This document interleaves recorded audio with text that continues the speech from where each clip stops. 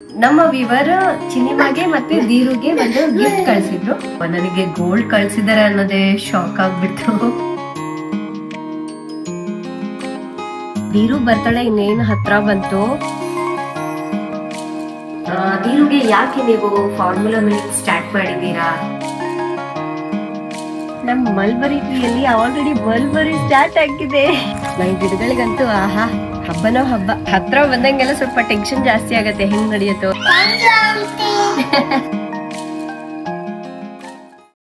Hi friends, good morning.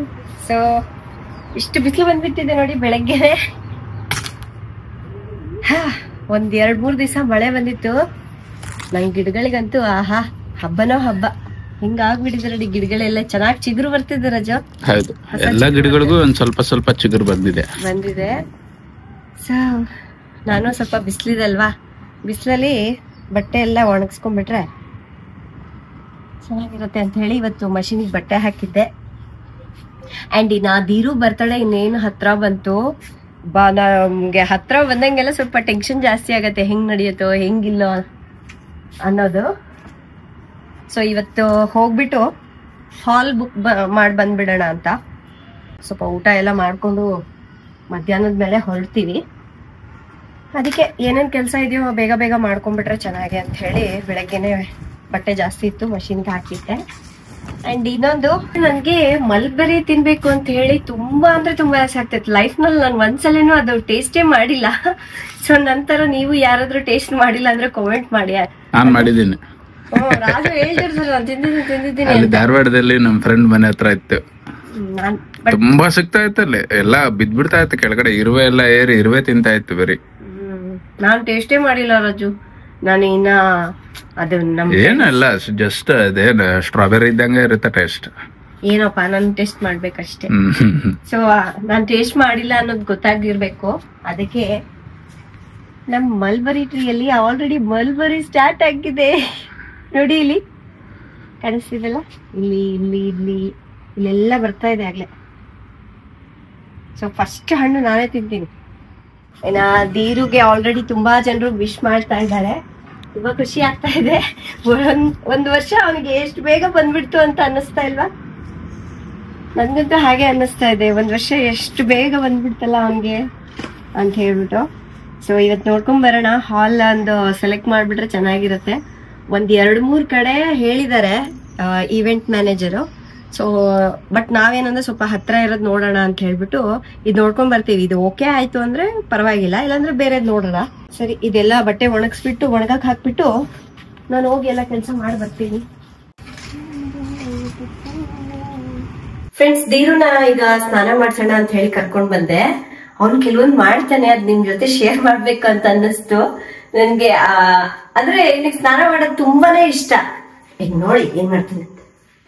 ಅವನಿಗೆ ಅವ್ನ dress ತೆಗೆದ್ಬಿಟ್ಟು ಈ ರೀತಿ ನಾನು ನೀರೆಲ್ಲ ರೆಡಿ ಮಾಡ್ಕೊಳ್ತೀನಲ್ವ, ಅವನಿಗೆ ಗೊತ್ತಾಗ್ಬಿಡುತ್ತೆ ಓ ಸ್ನಾನ ಮಾಡಿಸ್ತಾ ಇದ್ದಾರೆ ನನಗೆ ಅಂತ ಹೇಳ್ಬಿಟ್ಟು. ಆವಾಗ ಅವ್ನು ಏನು ಮಾಡ್ತಾನೆ ಗೊತ್ತಾ, ಈ ಥರ ಕೂರಿಸ್ಕೊಂಡಿರ್ತೀನಲ್ವ, ಸೊ ಅವ್ನು ನನಗೆ ಕಷ್ಟ ಆಗ್ಬಾರ್ದು ಅಂತೇಳಿ ಅವನೇ ಮಲಗಿಬಿಡ್ತಾನೆ ಹಿಂಗೆ.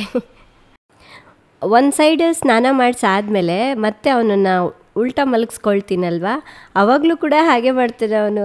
ಅಂದರೆ ನಾನು ಎತ್ತಿ ಮಲಗಿಸೋ ಅವಶ್ಯಕತೆನೇ ಇಲ್ಲ, ಈಸಿಯಾಗಿ ಅವನನ್ನು ತಿರುಗಿಸ್ಬಿಟ್ಟು ಸ್ನಾನ ಮಾಡಿಸ್ಬಹುದು. ಅವನಂತೂ ತುಂಬ ಎಂಜಾಯ್ ಮಾಡ್ತಾನೆ ಇದನ್ನ.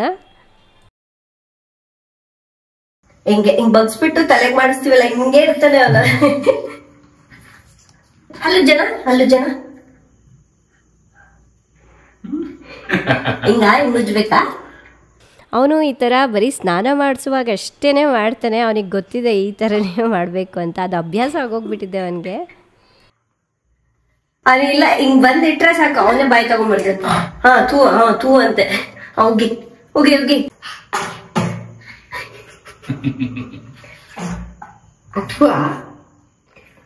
ಅವ್ನಿಗೆ ಸ್ನಾನ ಮಾಡಿಸ್ಬೇಕಾದ್ರೆ ದಿನ ಹೇಳ್ತೀನಿ ಹಿಂಗೆ ಅನ್ಬೇಕು ತೂತು ಅಂತ. ಅವ್ನು ಜಸ್ಟ್ ಹಲ್ಲು ಜನ ಅವನೇ ಹೆಲ್ಪ್ ಮಾಡ್ಕೊಂತಾನೆ. ಸಾಕು.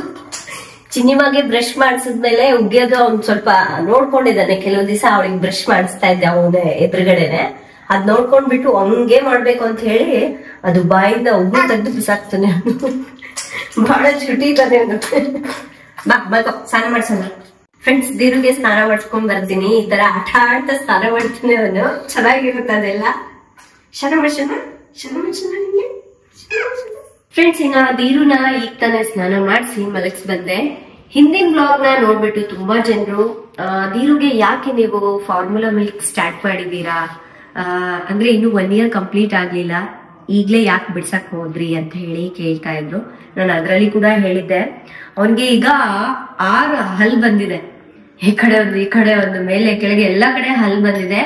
ಸೊ ಅವನು ಅಂದ್ರೆ ಹಾಲ್ ಕುಡಿಬೇಕಾದ್ರೆ ಸಕ್ ಮಾಡ್ಬೇಕಾದ್ರೆ ಕಚ್ತಾ ಇದ್ದಾನೆ. ನನ್ಗೆ ಆ ಪೇನ್ ಅಂತೂ ತಡ್ಕೊಳಕ್ಕೆ ಆಗ್ತಿಲ್ಲ. ಕೆಲವೊಂದ್ಸಲ ಕಣ್ಣಲ್ಲಿ ನೀರ್ ಬಂದ್ಬಿಡುತ್ತೆ, ಅಷ್ಟೊಂದು ನೋವಾಗ್ತಾ ಇತ್ತು. ಹಾಗಾಗಿ ನಾನು ಡಾಕ್ಟರ್ನ ಕೇಳ್ಬಿಟ್ಟು ಫಾರ್ಮುಲಾ ಮಿಲ್ಕ್ ಸ್ಟಾರ್ಟ್ ಮಾಡೋಣ ಅಂತ ಹೇಳಿ ಮಾಡಿದೆ. ಬಟ್ ಅವನು ಅಂದ್ರೆ ನಾನ್ ಕುಡಿಸ್ತಾ ಇದ್ದೀನಲ್ವಾ, ಆ ಹಾಲ್ಗೆ ಅಡ್ಜಸ್ಟ್ ಆಗಿದ್ದಾನೆ. ಈಗ ಫಾರ್ಮುಲಾ ಅಂದ್ರೆ ಹೊಸ ಹಾಲ್ ಅಲ್ವಾ, ಅದಕ್ಕೆ ಅಡ್ಜಸ್ಟ್ ಆಗ್ಬೇಕಂದ್ರೆ ಟೈಮ್ ಬೇಕು. ಅವನು ಸರಿಯಾಗಿ ಕುಡಿತಾನೆ ಇಲ್ಲ. ನಾನು ಊಟ ಚೆನ್ನಾಗಿ ತಿಂತಾ ಇದ್ದಾನೆ, ಸರಿ ಊಟ ಚೆನ್ನಾಗಿ ತಿಂತಾ ಇದ್ದಾನಲ್ಲ ಅಂತ ಹೇಳ್ಬಿಟ್ಟು ನಾನು ಅವನ್ಗೆ ಹಾಲು ಕುಡ್ಸೋದು ಕಮ್ಮಿ ಮಾಡಿದೆ. ಬಟ್ ಇವಾಗ ಅನ್ನಿಸ್ತಾ ಇದೆ, ಕೆಲವು ದಿವಸ ಆದ್ಮೇಲೆ ಅವ್ನು ಸ್ವಲ್ಪ ಸಣ್ಣ ಆಗಿದ್ದಾನೆ ಅಂತ ಹೇಳ್ಬಿಟ್ಟು ನನಗೆ ತುಂಬಾನೇ ಬೇಜಾರಾಯ್ತು ಅದ್ ನೋಡ್ಬಿಟ್ಟು. ಊಟ ಹೆಂಗೋ ಮಾಡ್ತಾ ಇದ್ದಾನೆ, ಬಟ್ ಹಾಲು ಕೂಡ ಬೇಕಲ್ವಾ ಅವನಿಗೆ. ಸೊ ಅದಕ್ಕಾಗಿ ಫಾರ್ಮುಲಾ ಮಿಲ್ಕ್ ಜೊತೆಗೆ ನಾನು ಕೂಡ ಹಾಲು ಕುಡ್ಸೋಣ ಅನ್ಕೊಂಡಿದೀನಿ. ಈಗ ಸ್ವಲ್ಪ ಪೇನ್ ಕಮ್ಮಿ ಆಗಿದೆ, ನನ್ಗೆ ಒಂದು 8 days ಮೇಲೆ ಆಯ್ತು, ಕಮ್ಮಿ ಆಗಿದೆ. ಅದಕ್ಕಾಗಿ ಈಗ ಹಾಲು ಕುಡ್ಸೋಣ ಅಂತ.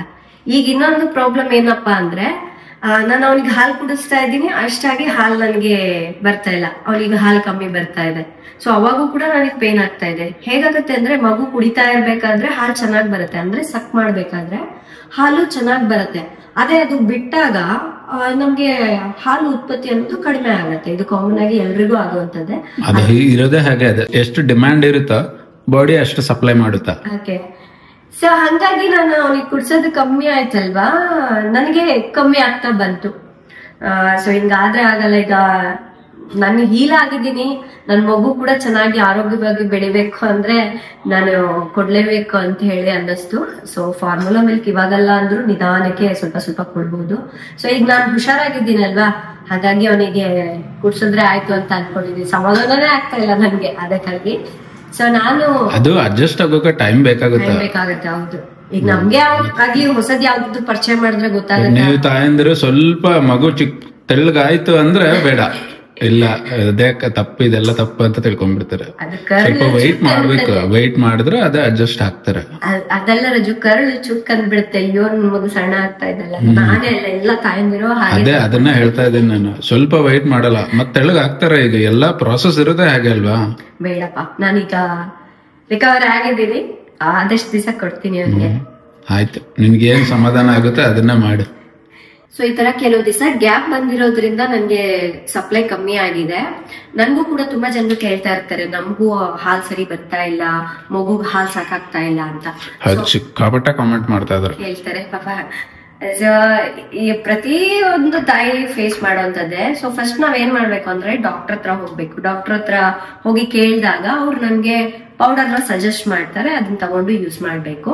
ಅದೇ ರೀತಿಯಾಗಿ ನಾನ್ ಒಂದು ಪೌಡರ್ನ ಯೂಸ್ ಮಾಡ್ಕೊಳ್ತೀನಿ. ಮೈಲೋಕೇರ್ ಅವರ ಲ್ಯಾಕ್ಟೋಮಾಮಾ ಅನ್ನೋ ಪೌಡರ್ನ ನಾನು ಯೂಸ್ ಮಾಡ್ತೀನಿ. ಇದನ್ನು ಶಾತವಾರಿ, ದಿಲ್ ಸೀಡ್ಸ್, ಜೀರಿಗೆ, ಮೊರಿಂಗಾ, ಪಾಲಕ್ ಇಂತಹ ನ್ಯಾಚುರಲ್ ಇಂಗ್ರೀಡಿಯೆಂಟ್ಸ್ನ ಹಾಕಿ ತಯಾರಿಸಿರ್ತಾರೆ. ಫ್ರೆಂಡ್ಸ್, ಇದೇನಿಲ್ಲ, ಒಂದು ಗ್ಲಾಸ್ ಹಾಲ್ಗೆ 2 ಸ್ಪೂನ್ ನಷ್ಟು ಈ ಪೌಡರ್ನ ಹಾಕೊಂಡು ದಿನಾಲು ಬೆಳಗ್ಗೆ ಮತ್ತೆ ಸಾಯಂಕಾಲ ಕುಡಿಯೋದ್ರಿಂದ ಹಾಲು ಚೆನ್ನಾಗಿ ಹೆಚ್ಚಾಗತ್ತೆ.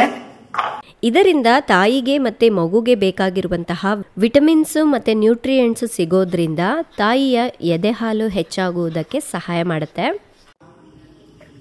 ಫ್ರೆಂಡ್ಸ್, ನಾನು ಈ ಪೌಡರ್ನ ಮೈಲೋ ಆಪ್ ನಿಂದ ತರಿಸ್ಕೊಂಡಿದ್ದೀನಿ. ಮೈಲೋ ಆಪ್ ನಲ್ಲಿ ಪೇರೆಂಟ್ಸ್ಗೆ ಹಾಗೆ ಮಗುಗೆ ಬೇಕಾಗಿರುವಂತಹ ಸಾಕಷ್ಟು ಟಿಪ್ಸ್ ಗಳು ಸಿಗತ್ತೆ, ಹಾಗೆ ಪ್ರಾಡಕ್ಟ್ಸ್ ಗಳು ಕೂಡ ಸಿಗತ್ತೆ. ಒಂದ್ಸಲ ಹೋಗಿ ಚೆಕ್ ಮಾಡಿ. ಹಾಗೆ ನಾನಿಲ್ಲಿ ಒಂದು ಕೋಡ್ ನ ಕೊಟ್ಟಿರ್ತೀನಿ. ಆ ಕೋಡ್ ನ ಯೂಸ್ ಮಾಡ್ಕೊಂಡು ನೀವೇನಾದ್ರೂ ಪ್ರಾಡಕ್ಟ್ಸ್ ನ ತಗೊಳ್ಬೇಕು ಅಂದ್ರೆ ಎಕ್ಸ್ಟ್ರಾ 10% ಡಿಸ್ಕೌಂಟ್ ಕೂಡ ಸಿಗತ್ತೆ. ಲಿಂಕ್ ಗಳೆಲ್ಲ ನಾನು ಕೆಳಗಡೆ ಡಿಸ್ಕ್ರಿಪ್ಷನ್ ಅಲ್ಲಿ ಕೊಟ್ಟಿರ್ತೀನಿ, ಒಮ್ಮೆ ಹೋಗಿ ಚೆಕ್ ಮಾಡಿ. ಇನ್ನು ಚಿನಿಮಾಗೆ ದೋಸೆ ಮಾಡಿದೆ, ಅವಳಿಗೆ ತಿನ್ನಿಸಿ ಸ್ಕೂಲಿಗೆ ಕಳಿಸ್ಕೊಟ್ಟಿದ್ದಾಯಿತು. ಇನ್ನು ನಮ್ಮೆಲ್ಲರಿಗೋಸ್ಕರ ಅಂತ ಹೇಳಿಬಿಟ್ಟು ಗಾರ್ಲಿಕ್ ಚೀಸ್ ಬ್ರೆಡ್ ಮಾಡ್ಕೊಳ್ತಾ ಇದ್ದೀನಿ. ಇದು ಆಲ್ರೆಡಿ ರುಚಿ ಪಾಕಶಾಲೆಯಲ್ಲಿ ಕೂಡ ಅಪ್ಲೋಡ್ ಮಾಡಿದ್ದೀನಿ ವಿಡಿಯೋ. ಸೊ ಯಾವಾಗಲಾದರೂ ನಮಗೆ ರೊಟೀನ್ ಬ್ರೇಕ್ಫಾಸ್ಟ್ ಮಾಡಲಿಕ್ಕೆ ಬೋರ್ ಆಗುತ್ತೆ ಅಲ್ಲವಾ, ಅಂಥ ಟೈಮ್ನಲ್ಲಿ ಸ್ವಲ್ಪ ಡಿಫ್ರೆಂಟಾಗಿ ಟ್ರೈ ಮಾಡಬೇಕು ಅಂದರೆ ಇದನ್ನು ತಿನ್ಬಹುದು. ನಾನು ಇದಕ್ಕೆ ಮಲ್ಟಿಗ್ರೇನ್ ಬ್ರೆಡ್ನ ಯೂಸ್ ಮಾಡ್ತೀನಿ, ತುಂಬಾ ಚೆನ್ನಾಗಿರುತ್ತೆ. ಆ್ಯಂಡ್ ಜಸ್ಟ್ ಒಂದು 3 ಮಿನಿಟ್ಸಲ್ಲೇ ಬ್ರೇಕ್ಫಾಸ್ಟ್ ರೆಡಿ ಆಗಿಬಿಡುತ್ತೆ. ಇದನ್ನು ಹಾಗೆ ತಿನ್ಬೋದು ಅಥವಾ ಜ್ಯೂಸ್ ಜೊತೆ ಫ್ರೂಟ್ಸ್ ಜೊತೆ ಸರ್ವ್ ಮಾಡ್ಬೋದು, ಚೆನ್ನಾಗಿರುತ್ತೆ. ಅದ್ರ ಜೊತೆ ಇನ್ನೂ ಬೇರೆ ಥರದ ಬ್ರೆಡ್ ಕೂಡ ತರಿಸಿದ್ರು, ಅದಕ್ಕೂ ಕೂಡ ಸ್ವಲ್ಪ ಚೀಸ್ ಗಾರ್ಲಿಕ್ ಹಾಕ್ಬಿಟ್ಟು ಟೋಸ್ಟ್ ಮಾಡ್ತಾ ಇದ್ದೀನಿ. ತಿಂಡಿ ತಿನ್ಕೊಂಡು ಬಂದು ಈ ವ್ಲಾಗ್ನ ಕಂಟಿನ್ಯೂ ಮಾಡ್ತೀನಿ. ಫ್ರೆಂಡ್ಸ್, ಇನ್ನ ಈಗ ತಾನೇ ಹೊರಗಡೆ ಹೋಗೋಣ ಅಂತ ಹೇಳಿ ರೆಡಿಯಾಗಿ ಬಂದೆ. ಅಷ್ಟರಲ್ಲಿ ನನಗೊಂದು ಪಾರ್ಸಲ್ ಬಂತು. ಸೊ ಏನಪ್ಪ ಅಂತ ತೆಗೆದು ನೋಡಿದೆ, ನಮ್ಮ ವಿವರ್ ಚಿನಿಮಾಗೆ ಮತ್ತೆ ದೀರುಗೆ ಒಂದು ಗಿಫ್ಟ್ ಕಳಿಸಿದ್ರು. ಸೊ ಅದನ್ನ ಓಪನ್ ಮಾಡಿ ನೋಡೋದೆ ನಿಜವಾಗ್ಲೂ ನನಗೆ ಶಾಕ್ ಆಗ್ಬಿಟ್ಟು. ಏನಪ್ಪಾ ಅಂದ್ರೆ ಒಂದು ಗೋಲ್ಡ್ ಬ್ರೇಸ್ಲೆಟ್ ಕಳ್ಸಿದಾರೆ ದೀರುಗೋಸ್ಕರ ಅಂತ ಹೇಳ್ಬಿಟ್ಟು. ಯಪ್ಪ, ಅದ್ ನಿಜವಾಗ್ಲೂ ಜೀರ್ಣ ಮಾಡ್ಕೊಳಕ್ಕೆ ಆಗ್ಲಿಲ್ಲ. ಫಸ್ಟ್ ಅವರಿಗೆ ಕಾಲ್ ಮಾಡಿದೆ, ಅಂದ್ರೆ ನನ್ಗೆ ಏನು ಹೇಳೇ ಇಲ್ಲ, ಸಡನ್ ಆಗಿ ಕಳಿಸ್ಬಿಟ್ಟಿದ್ದಾರೆ. ಸೊ ತೋರಿಸ್ತೀನಿ ನೋಡಿ. ಸೊ ಫಸ್ಟ್ ನಮ್ ಸಿನಿಮಾಗೆ ಇಷ್ಟೆಲ್ಲ ಕಳ್ಸಿದ್ದಾರೆ. ಇದೆಲ್ಲ ನಿಂಗೆ. ಇನ್ನು ಚಿನ್ನಿಮಗೋಸ್ಕರ ಅಂತ ಹೇಳಿಬಿಟ್ಟು ಚಾಕ್ಲೇಟ್ಸ್, ಅದ್ರ ಜೊತೆಗೆ ಹೇರ್ ಆಕ್ಸೆಸರೀಸ್ ಎಲ್ಲ ಕಳಿಸಿದ್ರು. ಅವಳಿಗೆ ತುಂಬಾ ಇಷ್ಟ ಆಗತ್ತೆ ಈ ಥರದ್ದು. ಥ್ಯಾಂಕ್ಸ್ ಹೇಳು ಕೃತಿ ಆಂಟಿಗೆ, ಇಲ್ಲಿಂದಾನೇ ಹೇಳು. ಸೊ ಇವರು ನಮ್ಮ ವ್ಯೂವರ್, ಜೊತೆಗೆ ಕ್ಲಾಸಿಕ್ ಬೋಸ್ ಅಂತ ಇನ್ಸ್ಟಾಗ್ರಾಮ್ ಪೇಜ್ ಇದೆ ಅಲ್ವಾ, ಹೇರ್ ಆಕ್ಸೆಸರೀಸ್ ಎಲ್ಲ ಮಾಡ್ತಾರೆ ನೋಡಿ. ಸೊ ಅವ್ರು ನನಗೆ ಕಳಿಸಿದ್ರು. ಆಕ್ಚುಲಿ ನಾನು ಅವ್ರ ಹತ್ರ ಚಿನಿಮಾಗೆ ಹೆಡ್ ಬ್ಯಾಂಡ್ಸ್ ಎಲ್ಲ ತರಿಸ್ಕೊಳ್ತಾ ಇರ್ತೀನಿ. ಬಟ್ ಇದು ಒಂದು ಸರ್ಪ್ರೈಸ್ ಗಿಫ್ಟ್ ನನಗೆ ಕಳ್ಸಿರೋಂಥದ್ದು. ಇದು ನಮ್ ದೀರು ಕಳ್ಸಿದ್ದಾರೆ. ನಿನ್ಗೆನೆ ಬೈಲಿ. ಸೊ ನನಗೋಸ್ಕರ ಮೆಸೇಜ್ ಕೂಡ ಬರ್ದಿದ್ದಾರೆ ನೋಡಿ. ಆ್ಯಂಡ್ ನನಗೆ ಗಿಫ್ಟ್ ನೋಡಿ ಖುಷಿಗೆ ನನ್ನ ಫ್ಯಾಮಿಲಿ ಮೆಂಬರ್ಸ್ ಜೊತೆ ಎಲ್ಲರ ಜೊತೆನೂ ಶೇರ್ ಮಾಡಿದೆ, ಫೋಟೋಸ್ ಕಳಿಸಿದೆ. ಅವರು ಕೂಡ ತುಂಬ ಖುಷಿಪಟ್ಟರು. ದೀರು ಅಂತ ಹೆಸರು ಬರೆದಿದ್ದಾರೆ. ಹೌದು, ಎಷ್ಟು ಕ್ಯೂಟ್ ಆಗಿದೆ ಗೊತ್ತಾ. ನನಗೆ ಅದು ಖುಷಿ ತಡಿಯಕ್ಕಾಗದೆ ಅವ್ರಿಗೆ ಕಾಲ್ ಮಾಡಿ ಕೇಳಿದೆ, ನಿಜವಾಗ್ಲೂ ಇದು ನಂಬಕ್ಕೆ ಆಗ್ತಾ ಇಲ್ಲ ಅಂತ ಹೇಳ್ಬಿಟ್ಟು. ಎಷ್ಟು ಕ್ಯೂಟ್ ಆಗಿದೆ ಅಲ್ವಾ. ಸೊ ನನಗೆ ಗೋಲ್ಡ್ ಕಳ್ಸಿದ್ದಾರೆ ಅನ್ನೋದೇ ಶಾಕ್ ಆಗ್ಬಿಟ್ಟು. ಅಂಡ್ ನಾನು ಕೇಳಿದೆ ಅವ್ರಿಗೆ ಯಾಕೆ ಇದೆಲ್ಲ ಕಳ್ಸೋಗಿದ್ದೀರಾ ಅಂದ್ರೆ, ಇಲ್ಲ ನಾನು ದೀರುಗೆ ಏನು ಕೊಡ್ಲೇ ಇಲ್ಲ, ಸೊ ನನ್ನ ಕಡೆಯಿಂದ ಇದು ಸ್ಮಾಲ್ ಗಿಫ್ಟ್ ಅಂತ ಹೇಳಿದ್ರು. ಸೊ ಕೆಲವೊಂದ್ಸಲ ನನ್ಗೆ ಅನ್ನಿಸ್ತಾ ಇರತ್ತೆ, ನಾನು ಫ್ಯಾಮಿಲಿ ಅಂತ ಹೇಳ್ತಾ ಇರ್ತೀನಲ್ವಾ. ಸೊ ನಾನು ಹೇಗೆ ಜನರಿಗೆ ಅಂದ್ರೆ ನನ್ನವರು ಅಂತ ಹೇಳಿ ಥಿಂಕ್ ಮಾಡ್ತೀನೋ, ಅದೇ ತರ ಸಾಕಷ್ಟು ಜನರು ನನ್ನನ್ನ ಕೂಡ ನಿಮ್ಮಲ್ಲಿ ಒಬ್ಳು ಅನ್ನೋ ತರಾನೇ ನೋಡ್ತಿರಲ್ಲ. ಅದನ್ನ ನಾನು ಮಾತಲ್ಲಿ ಹೇಳಕ್ಕೂ ಆಗೋದಿಲ್ಲ, ನೀವು ತೋರ್ಸೋ ಪ್ರೀತಿ ಇದೆಲ್ಲ. ಸೊ ಕಾಮೆಂಟ್ಸ್ ಮಾಡೋದು ಆಗಿರ್ಬಹುದು. ಕೆಲವೊಂದ್ಸಲ ಈ ತರ ನನಗೆ ನಾನು ಎಲ್ಲಿ ಅಂದ್ರೆ ಮುಂಚೆನೆ ಹೇಳಿದ್ರೆ ಬೇಡ ಅಂತ ಹೇಳ್ಬಿಟ್ಟು ಸಡನ್ ಆಗಿ ಕಳಿಸ್ಬಿಡ್ತಾರೆ. ಸೊ ಇಂತಹ ಸಡನ್ ಸರ್ಪ್ರೈಸ್ ಗಳೆಲ್ಲ ನೋಡಿದ್ರೆ, ಸೊ ನಾನು ನಿಜವಾಗ್ಲೂ ನಿಮ್ಮಲ್ಲಿ ಫ್ಯಾಮಿಲಿಯಲ್ಲಿ ಒಬ್ಳು ಅಂತ ಹೇಳಿ ತಿಳ್ಕೊಂಡಿದ್ದೀರಾ ಅಂತ ಹೇಳಿ ನನಗೆ ತುಂಬಾನೇ ಖುಷಿ ಆಗತ್ತೆ. ಸೊ ಕೃತಿ ಅವರೇ, ಥ್ಯಾಂಕ್ ಯು ಸೋ ಮಚ್. ತುಂಬಾನೇ ಇಷ್ಟ ಆಯ್ತು ನಿಮ್ ಗಿಫ್ಟ್, ತುಂಬಾನೇ ಕ್ಯೂಟ್ ಆಗಿದೆ. ಇರೋಗೆ ಇಲ್ಲೇ ಹಾಕ್ತೀನಿ. ಅಂಡ್ ಇನ್ನೊಂದು, ಅವ್ರಿಗೆ ಅವ್ನ್ ಬರ್ತಡೇ ಅನ್ನೋದು ಗೊತ್ತಿರ್ಲಿಲ್ಲ. ಸೊ ಏನೋ ಕಳಿಸ್ಬೇಕು ಅನ್ನೋದಕ್ಕೋಸ್ಕರ ಖುಷಿಯಿಂದ ಕಳಿಸಿದ್ದಾರೆ. ಸೊ ಇದು ನಮ್ ದೀರು ಬರ್ತಡೆಗೆ ಅಂತಾನೆ ನಾನು ರಿಸೀವ್ ಮಾಡ್ಕೊಳ್ತೀನಿ. ನೋಡಿ ತೋರ್ಸಪ್ಪ ಅಲ್ಲಿ, ಸೂಪರ್ ಇದೆ. ದೀರುಗೆ ಕರೆಕ್ಟ್ ಆಗಿ ಫಿಟ್ ಆಗಿದೆ ಅಲ್ಲ, ಚೆನ್ನಾಗಿದ್ಯಾ? ಏನು ಹಾಕಿದಾರೆ ಅಂತ ನೋಡ್ತಿದ್ದ. ಏನದ ತಿನ್ನೋದಲ್ಲ ಇದು. So thank you so much ಹೇಳಲಿ. So thank you so much Kriti ಅವರೇ, ತುಂಬಾನೇ ಖುಷಿ ಆಯ್ತು. ಸೊ ಹೇಗಿದೆ ಅಂತ ನೀವು ಕೂಡ ಕಾಮೆಂಟ್ ಮಾಡಿ. ಅದು ಹೆಸರು ಕಸ್ಟಮೈಸ್ ಮಾಡಿಸಿದಾರಲ್ವಾ, ಅದು ಇನ್ನೂ ಸೂಪರ್ ಆಗಿದೆ. ಇನ್ನು ಮಧ್ಯಾಹ್ನ ಊಟ ಮಾಡ್ಕೊಂಡ್ವಿ, ಹಾಗೆ ಮಕ್ಕಳಿಗೂ ಕೂಡ ಊಟ ಮಾಡಿಸಿ ಅವ್ರ ಜೊತೆ ಸ್ವಲ್ಪ ಆಟ ಆಡೋದು ಬಂದೆ. ಫ್ರೆಂಡ್ಸ್, ಇನ್ನೇನು ನಾನು ರಾಜು ಹೊರಟಿದ್ದೀವಿ. ಅಬ್ಬಾ, ಹೊರಗಡೆ ಮಳೆ ಬರ್ತಾ ಇದೆಲ್ಲ, ಎಷ್ಟು ಚೆನ್ನಾಗಿದೆ ಗೊತ್ತಾ. ಸೊ ಈ ವಾತಾವರಣದಲ್ಲಿ ಹೊರಗಡೆ ಹೋಗಕ್ಕೆ ನನಗೆ ತುಂಬ ಇಷ್ಟ ಆಗುತ್ತೆ. ಇಬ್ಬರು ಮಕ್ಕಳು ಮಲಗಿದ್ರು ಮನೇಲಿ, ಹಾಗಾಗಿ ನಾವಿಬ್ಬರೇ ಹೋಗಿ ಹಾಲ್ನ ನೋಡ್ಕೊಂಡು ಬರ್ತೀವಿ ಹೇಗಿದೆ ಏನು ಅಂತ. ಅದು ಎಲ್ಲಿ ಅಂದರೆ ತುಂಬ ಹತ್ರ ಇದೆ, ಸಿನಿಮಾ ಸ್ಕೂಲ್ ಹತ್ರ ಬರುತ್ತೆ. ಹಾಗಾಗಿ ನಮಗೂ ಹೋಗಿ ಬರೋಕ್ಕೆಲ್ಲ ಅನುಕೂಲವಾಗಿದೆ. ಒಂದ್ಸಲ ನೋಡ್ಕೊಂಡು ಬರ್ತೀವಿ. ಸ್ಟಾರ್ಟಿಂಗ್ ಅಲ್ಲಿ ದೂರ ಇದ್ದಿದ್ದೆ ತಗೋಬೇಕು ಅಂತ ಅನ್ಕೊಂಡಿದ್ವಿ. ಅವರೆಲ್ಲ ದೂರ ಇದ್ದಿದ್ದೆ ಸಜೆಸ್ಟ್ ಮಾಡಿದ್ರು. ಬಟ್ ಚೆನ್ನಾಗಿತ್ತ. ಈಗೆಲ್ಲ ರಿಲೇಟಿವ್ಸ್ ಬಂದ್ರು ಅಂದ್ರೆ ಹೋಗಿ ಬರ್ಬೇಕು. ಎಲ್ಲರೂ ವೆಹಿಕಲ್ಸ್ ತಗೊಂಡ್ ಬರಲ್ಲ, ಸುಮ್ಮನೆ ದೂರ ಆಗುತ್ತೆ. ಸೊ ಹತ್ರ ಇದ್ದಿದ್ ಮಾಡಿದ್ರೆ ಬೆಟರ್. ಸೊ ಇದಾದ್ರೆ ಏನಾಗುತ್ತೆ ಗೊತ್ತಾ, ನಮ್ 2 ಕಾರಲ್ಲಿ ಒಟ್ಟಿಗೆನೆ ಎಲ್ಲರನ್ನ ಕರ್ಕೊಂಡು ಹೋಗ್ಬೋದು. ಇನ್ ಕೇಸ್ ಏನಾದ್ರು ಜಾಸ್ತಿ ಜನರು ಇದ್ರೂನು ಹೋಗಿ ಬೇಗ ಒಂದ್ 10 ನಿಮಿಷದಲ್ಲಿ ಕರ್ಕೊಂಡು ಬಂದ್ಬಿಡ್ಬಹುದು. ಅನುಕೂಲ ಇದೆ ಅಂತ ಹೇಳಿ ಇದು ಸ್ವಲ್ಪ ನಮ್ಗೆ ಇಷ್ಟ ಆಯ್ತು. ಬಟ್ ನೋಡಿಲ್ಲ ಒಳಗಡೆ ಎಲ್ಲ ಹೇಗಿದೆ ಅಂತ, ಅದಕ್ಕೋಸ್ಕರ ಅಂತಾನೆ ಹೋಗ್ತಾ ಇದ್ದೀವಿ, ನೋಡೋಣ ಅಂತ. ಸೊ ಇವತ್ತು ಮಳೆ ಬರ್ತಾ ಇರೋದ್ರಿಂದ ಒಂದೇ ಕಡೆ ಹೋಗಿ ಬರೋಕ್ಕಾಗತ್ತೆ, ಅದಕ್ಕಾಗಿ ಹತ್ರ ಬೇರೆ ಇದೆಲ್ಲ ಅಂತ ಹೇಳಿ ಬಂದ್ವಿ. ಹಾಲ್ ನಮ್ಮಿಬ್ಬರಿಗೂ ಇಷ್ಟ ಆಯಿತು. ಸೊ ನೋಡೋಕ್ಕೂ ಕೂಡ ಅಷ್ಟೇ ಚೆನ್ನಾಗಿ ಕಾಣಿಸ್ತಾ ಇದೆ. ಆ್ಯಂಡ್ ಎಲ್ಲ ಕಡೆಯೂ ಸೋಫಾ ಹಾಕಿರೋದ್ರಿಂದ ಒಂಥರ ಲುಕ್ ಡಿಫ್ರೆಂಟ್ ಆಗಿದೆ. ಅದರ ಜೊತೆಗೆ ನಾವು ಇಲ್ಲಿ ಈವೆಂಟ್ ಮ್ಯಾನೇಜರ್ ಬೇರೆ ಬಂದಿದ್ದರು. ಸೊ ಡೆಕೋರೇಷನ್ ಹೇಗೆ ಮಾಡೋದು, ಯಾವ ಥೀಮಲ್ಲಿ ಮಾಡೋದು ಅದನ್ನು ಕೂಡ ಸ್ವಲ್ಪ ಡಿಸ್ಕಸ್ ಮಾಡ್ತಾ ಇದ್ದೀವಿ. ಜೊತೆಗೆ ದೀಪಕ್ ಅವರು ಕೂಡ ಬಂದಿದ್ದರು. ಈವೆಂಟ್ ಮ್ಯಾನೇಜರ್ ಅವರು ದೀಪಕ್ ಅವ್ರಿಗೆ ಪರಿಚಯ ಇರೋದ್ರಿಂದ ಸೊ ದೀಪಕ್ ಕರ್ಕೊಂಡು ಬಂದಿದ್ದರು. ಇನ್ನು ಫಂಕ್ಷನ್ ಎಲ್ಲ ಆದಮೇಲೆ ಡಿನ್ನರ್ ಇಲ್ಲಿ. ಸೊ ಚೆನ್ನಾಗಿ ಕಾಣಿಸ್ತಾ ಇದೆ ಅಲ್ವಾ. ನೈಟ್ ಟೈಮ್ ನೋಡಬೇಕಿನ್ನು ಹೇಗಿರುತ್ತೆ ಅಂತ. ನಾವು ಸಾಯಂಕಾಲ ಬಂದಿದ್ದೀವಿ, ಆದರೂ ನಮಗೆ ಸ್ವಲ್ಪ ಸಮಾಧಾನ ಆಯಿತು ನೋಡಿದೆ. ಆ್ಯಂಡ್ ನಾವು ನಮ್ಮ ಚಿನ್ನಿಮಗೆ ಓಪನ್ ಪ್ಲೇಸಲ್ಲಿ ಮಾಡಿದ್ವಿ. ಸೊ ಅದು ಕೂಡ ಅಷ್ಟೇ ತುಂಬ ಜನರಿಗೆ ಇಷ್ಟ ಆಗಿತ್ತು ಆ್ಯಂಡ್ ನಮಗೂ ಕೂಡ ಅಷ್ಟೇ ಸ್ಯಾಟಿಸ್ಫೈ ಆಗಿತ್ತು. ಬಟ್ ಇವಾಗ ಏನಪ್ಪ ಅಂದರೆ ಈ ಚಳಿಗಾಲದಲ್ಲಿ ಸ್ವಲ್ಪ ಸೊಳ್ಳೆಗಳೆಲ್ಲ ಜಾಸ್ತಿ ಅಲ್ವಾ. ಸೊ ಈ ಥರ ಹೊರಗಡೆ ಮಾಡೋಕ್ಕಂತೂ ಆಗೋದಿಲ್ಲ ದೀರು ಬರ್ತಡೇ. ಜೊತೆಗೆ ಇಬ್ಬರಿಗೂ ಸೇಮ್ ಬೇಡ ಅಂತ ಹೇಳ್ಬಿಟ್ಟು ಹಾಲ್ನ ಬುಕ್ ಮಾಡಿಕೊಂಡು ಮಾಡ್ತಾಯಿದ್ದೀವಿ.